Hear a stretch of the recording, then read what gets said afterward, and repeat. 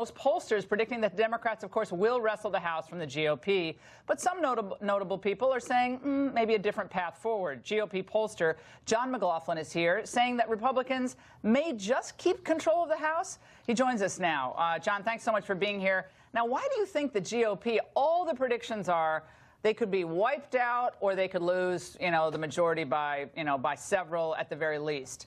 So why would they have a chance to hold the House in your mind? Well, because of President Trump. There's 63 million Trump voters out there who came out in 2016 to vote for us. That was our strategy, to bring millions of new voters from the Rust Belt and the Heartland out to get them to vote for President Trump.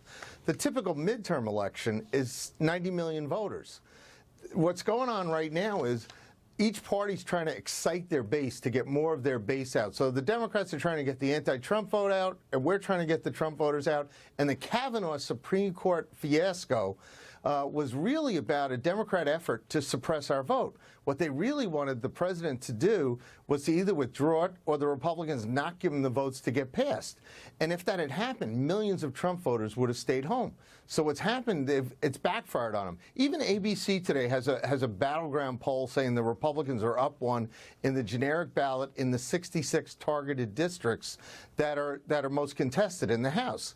So what you've got is you've got Nancy Pelosi, who's really unpopular. In our September survey, she had a 55% unfavorable rating, only 30% favorable. The Republicans, to win, all they have to do is run a campaign to say, we have to stop Nancy Pelosi and her colleagues from giving us open borders, raising taxes, killing jobs, government-run health care. But isn't at the same time, colleges and universities, they are registering huge numbers of young people to vote. There's an enormous amount of money, smartly, I think, by the left, pouring into communities in Florida. We're going to get into this a little bit later on, trying to turn the vote. You got Manuel Javier Munoz, excuse me, pushing Puerto Rican voter registration in Florida. I mean, we all want people to vote, but my point is, if you sell this idea of victimhood and fear, or do you sell peace and prosperity? Is it fairness over victimhood, peace, prosperity, safety?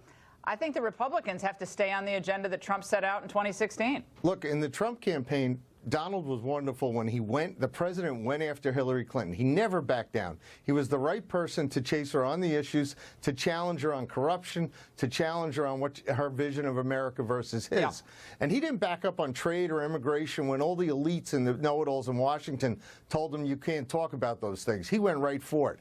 And what's going on right now is there's Republicans that are embracing him, like Ted Cruz is up in the polls in Texas. Yeah, they can't back off. The never-Trumpers, the Ben Sasses, and the Jeff. I mean, that's a losing strategy. We're going to be watching. Love your input. We'll have you back right before the midterm.